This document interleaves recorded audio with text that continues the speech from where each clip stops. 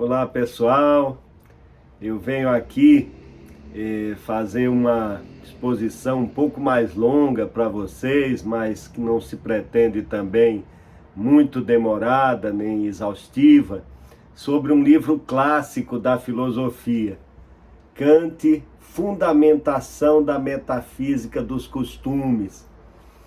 Esse livro, ele é escrito depois da Crítica da Razão Pura e antes da Crítica da Razão Prática. Na Crítica da Razão Pura, Kant vai estudar o conhecimento humano, a razão humana e os seus limites, né? Existem passagens na Crítica da Razão Pura sobre, por exemplo, a questão de Deus. Eu já falei disso no meu perfil do Instagram, Pílulas de Filosofia do Direito. Mas a parte da filosofia moral de Kant, realmente ela começa de uma maneira mais sistemática aqui, na fundamentação da metafísica dos costumes. E depois de alguns anos ele vai publicar a Crítica da Razão Prática, que é também sobre suas concepções morais. Então, a Crítica da Razão Prática vai, de alguma maneira, abordar os temas que já são tratados aqui na fundamentação da metafísica dos costumes. E eu preparei aqui alguns pontos importantes para a compreensão desse livro, certo?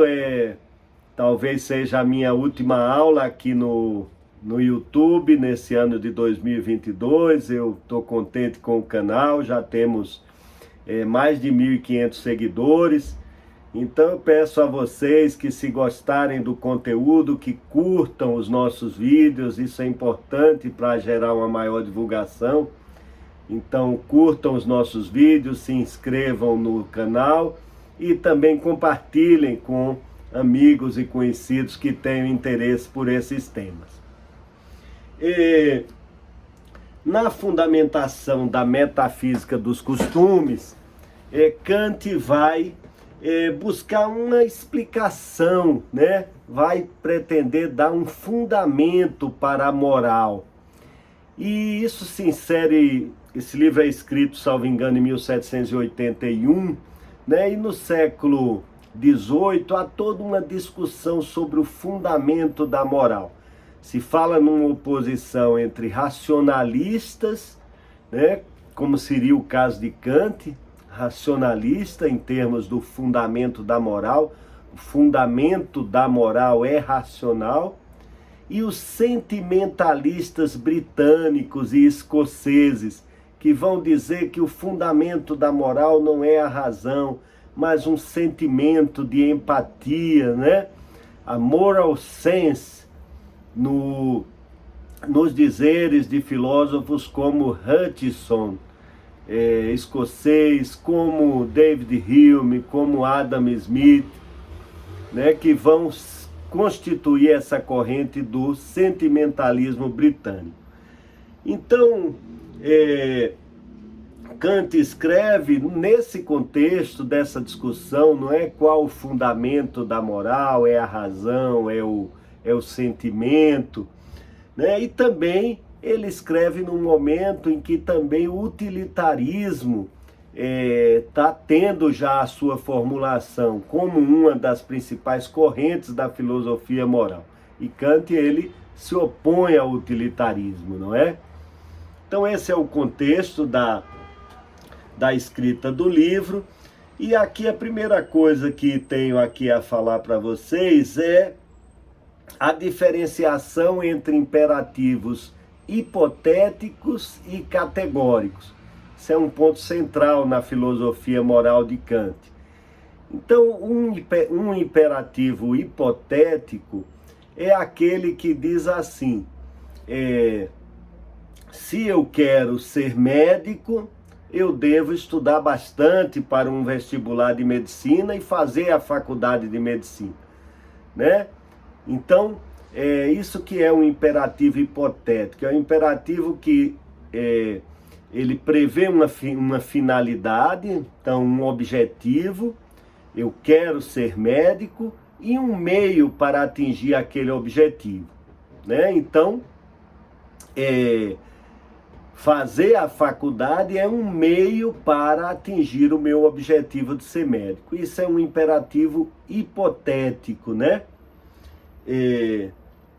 Os imperativos hipotéticos, Kant fala dos imperativos de destreza e dos imperativos de prudência. Os imperativos de destreza seriam, na verdade, regras até científicas, né? De como fazer as coisas. Então, como utilizar um computador, né? Então, se eu quero fazer uma apresentação no PowerPoint, o que eu devo fazer? São imperativos, sim, de destreza. E também regras práticas da vida. E ele ainda, dentro dos imperativos hipotéticos, fala dos imperativos de prudência, né? Aqueles que nos ensinam a viver e, segundo Kant, nos ensinam a atingir a felicidade, né? Então, se eu quero ser feliz, é importante que eu tenha um bom emprego, né? Então, por isso eu vou estudar, vou fazer uma faculdade, vou estudar para um concurso, porque eu quero ser feliz, né? Isso é um aspecto para ser feliz. Então, esse é um imperativo de prudência. Então, eu vou estudar, vou me dedicar, porque eu quero ser feliz, né? Porque eu tenho esse objetivo final. E aí Kant fala que os imperativos de destreza, eles são mais objetivos, mas os imperativos de prudência, justamente porque a felicidade é um conceito muito indeterminado, muito abstrato, os imperativos de prudência já seriam um pouco mais subjetivos, né? Mas tanto uns quanto outros são imperativos hipotéticos que se distinguem do imperativo categórico. Então, no imperativo categórico, a ação ela deve ser praticada por causa dela mesma, né? Ela é tão importante, aquela ação contida no imperativo, que ela é a sua própria razão de ser, né? A razão de nós adotarmos aquele comportamento. Então aqui não é porque eu quero algo, e Kant insiste muito nisso, né? Aqui eu não quero nada a respeito do objeto da ação. Eu não tenho interesse nenhum aqui, né? E as leis morais são para Kant imperativos categóricos. Então, isso é importante reter, não é? Que a lei moral é um imperativo categórico para Kant. A lei moral não tem mais essa estrutura. Se eu quero isso, eu faço isso. Na lei moral, eu faço, né? Eu faço porque é um dever. Então, não mentir é um dever moral, é uma lei moral. Então, é um imperativo categórico. Eu não deixo de mentir para ser considerado uma pessoa honesta, para ter a minha reputação respeitada. Isso já seria um certo desvio da lei moral. Eu não minto porque mentir é errado. Isso é um imperativo categórico, isso é uma lei, isso é um dever, né? Uma coisa interessante nos imperativos categóricos, e Kant insiste muito nisso, é justamente que eles afastam qualquer outro móvel da ação que não seja o respeito a essa lei moral. Então, se eu ajo, né, por inclinação, né, por uma preferência, por um gosto, né, por uma inclinação sensível, isso já não é a lei moral. Se eu ajo por medo também, por medo de qualquer ordem, por medo de uma represália, né, se eu ajo pensando na minha reputação, tudo isso distorce o imperativo categórico. No imperativo categórico, eu não ajo nem por medo, nem por inclinação. Eu afasto todos esses móveis sensíveis da sensibilidade, ligados aos sentidos e ao mundo empírico, né? O mundo prático, o mundo da experiência. Esse aqui é o mundo empírico. Então, esses não podem ser os móveis, né? Os motores, os motivos da lei moral. A lei moral, ela se baseia no dever, no dever. Ele dá um exemplo até de um homem que é, por natureza, caridoso, né? Por natureza, sensível ao sofrimento, às dificuldades das outras pessoas. Então, para ele, esse homem não age motivado pelo dever. Então, a sua ação não pode ser considerada moralmente boa. Ela coincide, vamos dizer assim, com a lei moral, mas ele está movido por um outro móvel, né, que é um sentimento, e não pela consciência do dever, essa consciência do dever, né, que está ligada a um sentimento de respeito pelo próprio dever, né, não pelo que você vai obter com aquilo, pelo resultado, pelas consequências do ato, que já seria o utilitarismo, né? Mas, então, o imperativo categórico se baseia nisso, né? Nessa consciência do dever, afastando todos os outros móveis. E aí, o próprio Kant, né, muito lúcido, ele já diz, olha, talvez não exista essa ação pura, motivada só por dever, né? Sempre já vai haver aí, numa ação, uma certa mistura, digamos assim, com outros móveis. Então, aqui eu introduzo um conceito importante, que é o de prudência, né? Então, a prudência, isso não só em Kant, mas na filosofia em geral, né, a prudência se opondo ao dever. Na Grécia Antiga, a prudência tinha um pouco uma outra característica. A prudência é uma das virtudes cardeais na antiguidade, né? Ela é o saber agir, né? É a sabedoria prática, digamos assim, a prudência. Mas depois aí no vocabulário de Kant, dessa discussão da moral, agir por prudência é agir pensando no nosso próprio interesse, né? Então eu ajo por prudência, né, quando eu estou pensando em coisas que eu quero conquistar. Então é melhor que eu faça assim, é melhor que eu faça assado, é melhor que as pessoas tenham uma boa impressão de mim, porque adiante eu quero alguma coisa. Então isso é agir por prudência, né? O que seria diferente do agir por dever. Então, Kant diz aqui que é difícil na prática separar, né, os móveis de uma ação e dizer que uma ação foi praticada puramente por dever. Ele chega a dizer, eu acho aqui, que na prática pode nem existir uma ação dessa.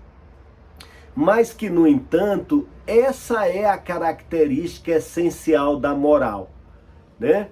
Ela pode estar ali misturada com, vamos dizer, móveis outros de prudência, mas a moral em si é algo que se impõe à consciência, mesmo quando há um prejuízo para a pessoa em termos da prudência.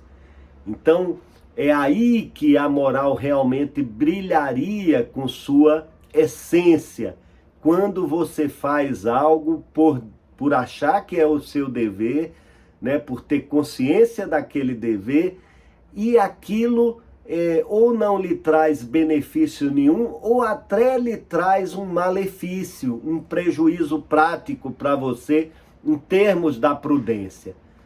Então, Kant diz isso, que é difícil distinguir, que pode não haver essa ação pura, né? Mas que realmente a natureza da moral, a essência da moral seria essa, de não se confundir com nenhum outro móvel, né, que não seja a consciência do próprio dever. E aí, aqui eu lembro também que Kant, ele distingue o dever moral da felicidade. Então ele associa a felicidade ao mundo sensível, da sensibilidade, do desejo, dos sentimentos, né? Então, isso é a felicidade para ele, está ligada à nossa existência sensível e não à nossa existência inteligível, intelectual, né? Porque ele acaba fazendo essa distinção já em Platão entre o mundo sensível e o mundo inteligível, nosso mundo das ideias, né? Da mente.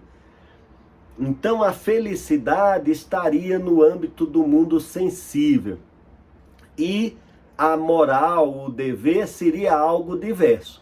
Justamente porque a moral justamente pode recomendar uma ação ou exigir uma ação que vá de encontro, que vá contra a sua felicidade. E aí, isso também na antiguidade é um pouco diferente, porque ali, né, o homem, tanto em Aristóteles como nos estoicos, né, a prática da virtude é também a condição para você ser feliz. Eu acho que na antiguidade não se fala em felicidade como algo distinto da moral ou em oposição à moral. Mas aqui em Kant sim. Tanto é que eu anotei aqui, dever versus felicidade. Então Kant, ele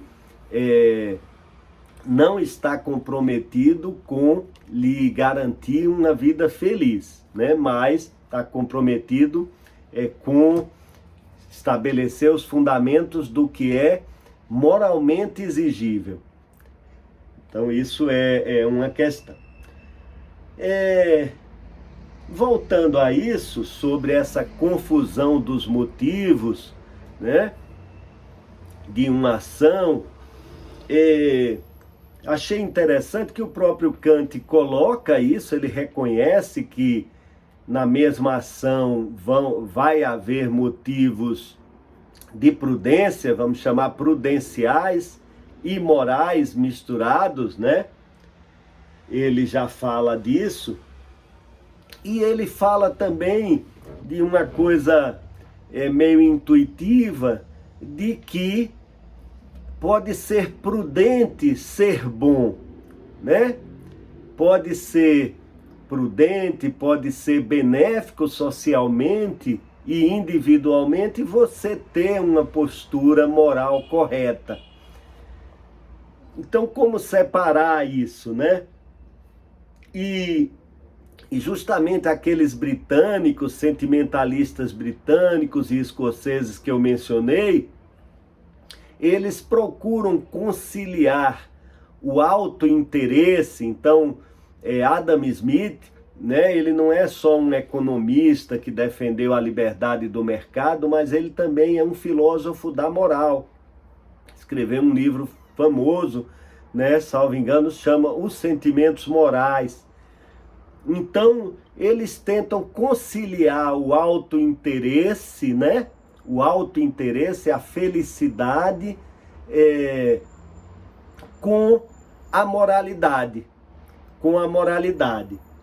Então, um deles, eu estou aqui sem lembrar exatamente o nome de um precursor lá, até anterior ao Hutcheson, ele diz assim que justamente socialmente útil, é melhor, vale mais a pena para o indivíduo ser bom do que ser mal.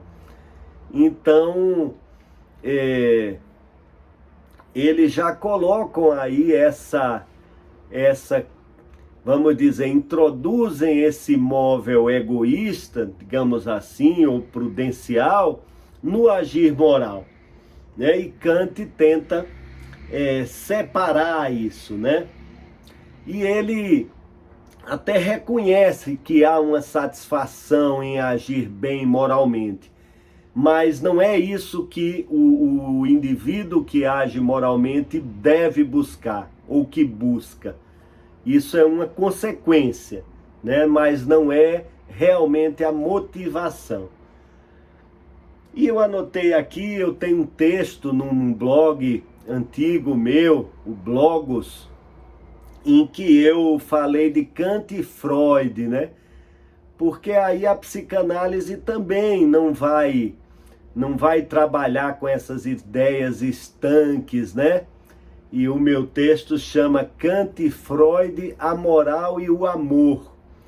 Então a psicanálise, né, vamos dizer assim, ela vai se especializar em desmascarar, não é, as nossas boas intenções e descobrir ali móveis prudenciais, móveis egoístas, móveis libidinais, individuais, né? Nas nossas boas ações, nas nossas ações morais. Então, digamos que a psicanálise complica um pouco o meio de campo aí das preocupações de Kant, né? Então vamos seguindo. Como eu disse, não quero me estender muito. Logo depois de explicar o que são os imperativos hipotéticos e categóricos, Kant já vai partir para as formulações dos imperativos. Sem muita delonga até, ele chega à primeira formulação do imperativo categórico. Então o que é? Ele não só diz o que a estrutura do imperativo categórico, que é essa de obrigar incondicionalmente, independente de qualquer outra finalidade ou resultado, né? Mas ele já diz também, já faz a formulação do que é a lei moralmente correta, do que é o agir moralmente correto. E aqui vai o imperativo categórico na sua formulação mais conhecida, que é: haja, né, de maneira que a máxima da sua ação, que a regra da sua ação, vamos simplificar, possa se tornar uma lei universal.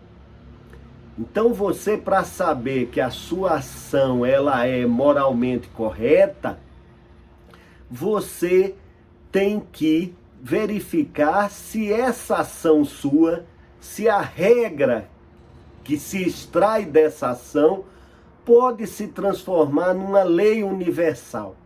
Ou até, como diz também Kant nesse livro, numa lei da natureza. Então ele dá exemplos, por exemplo, né?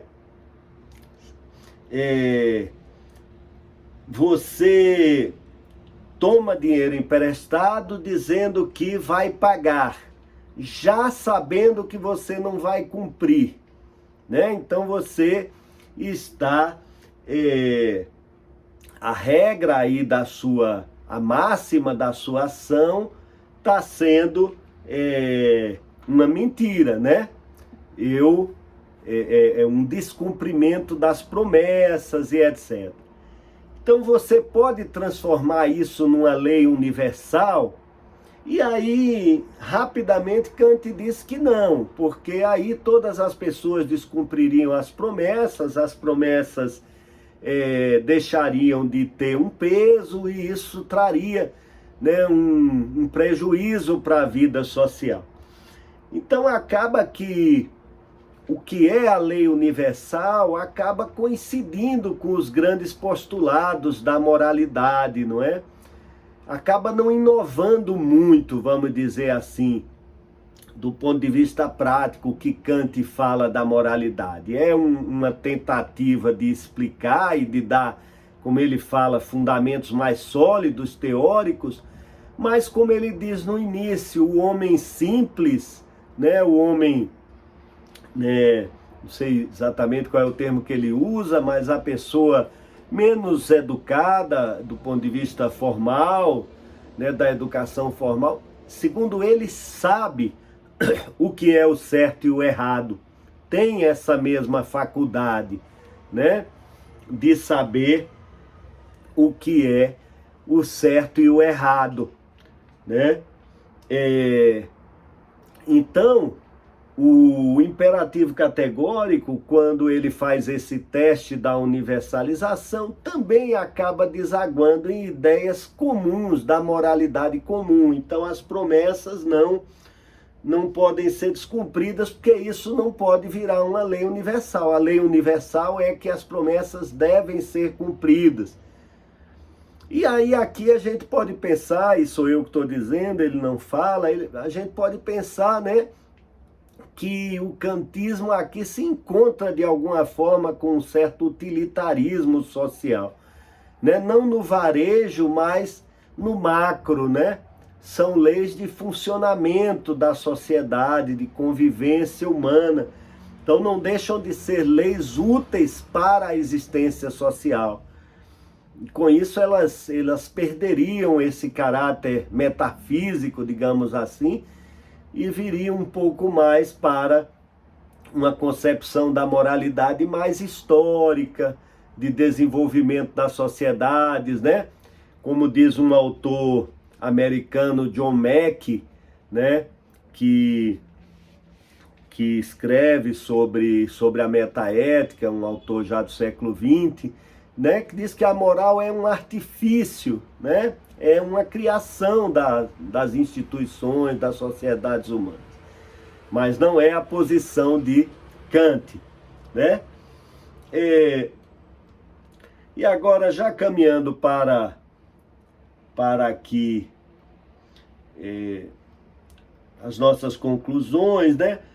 Tem a segunda formulação do imperativo categórico, que ela é mais concreta do que isso, que é aquela que diz que o homem na sua ação, né, deve considerar a sua própria humanidade e a dos demais como um fim em si mesmo e nunca um meio.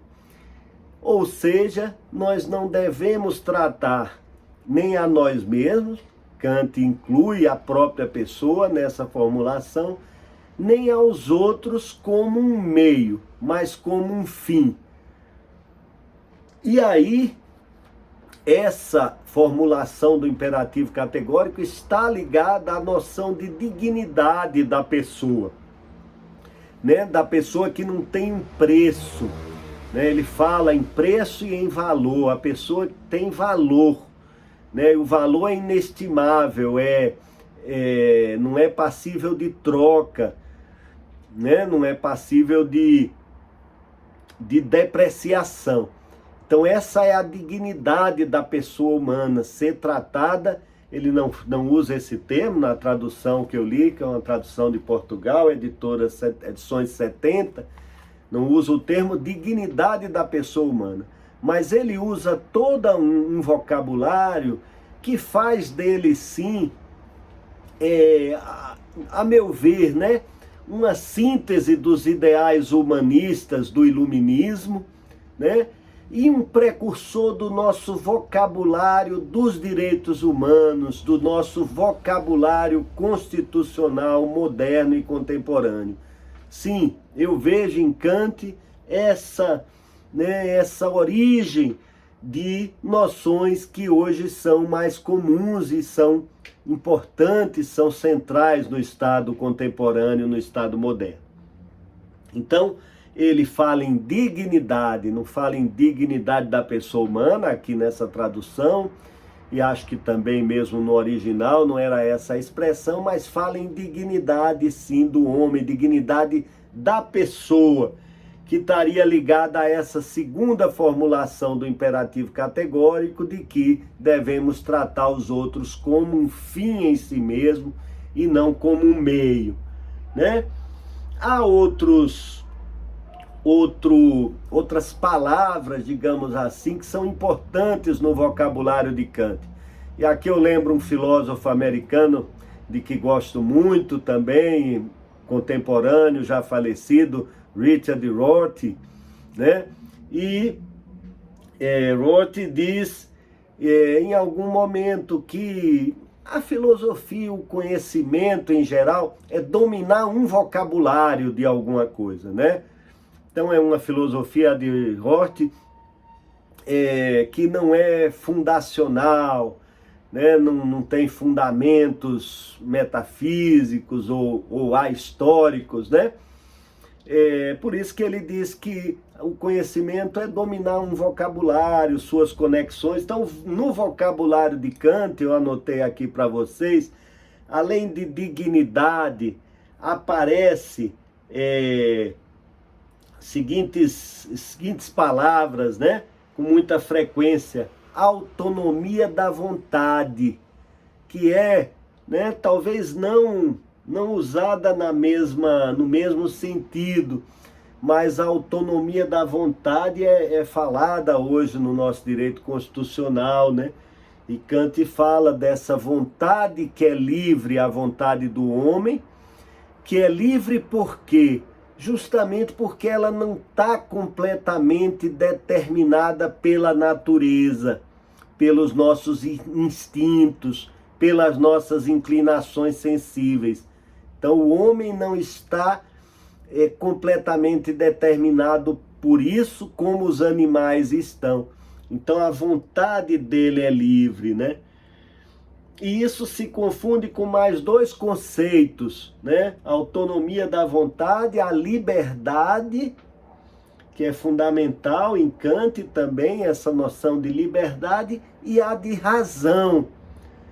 Então, é porque há uma autonomia, é porque há uma liberdade diante da natureza que a nossa vontade consegue ser autônoma e consegue ser racional.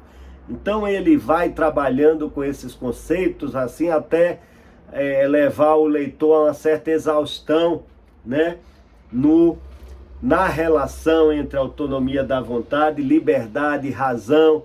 E a gente às vezes se pergunta o que é que vem primeiro, e ele próprio em algum momento diz que pode existir essa crítica de que é meio circular, mas responde lá, refuta, não é?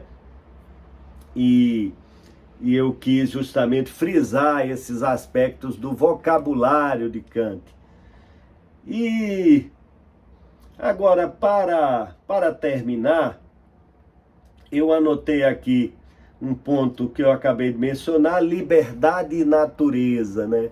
Então, o agir moral é esse agir livre diante da natureza, uma coisa muito comum na filosofia, né? E aí, nisso tem uma certa relação, por exemplo, com os estoicos, né? Você é livre quando você se liberta das suas paixões, né?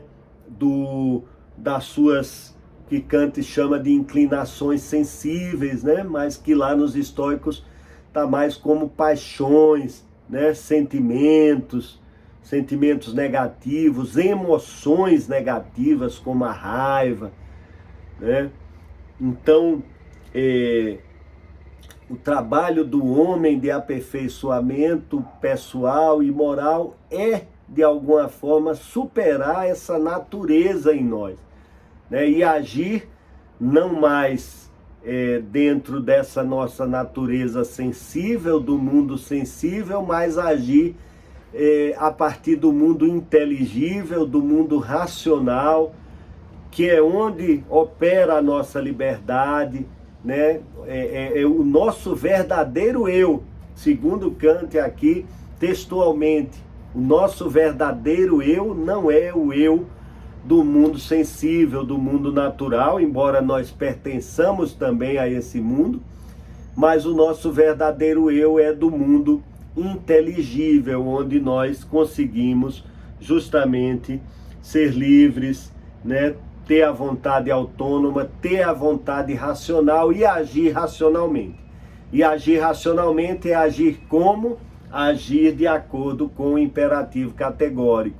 Agir de modo a que a sua ação possa ser considerada uma lei universal ou da natureza, né? Só que aí uma outra natureza, digamos assim, a natureza humana, universal, vinda da razão.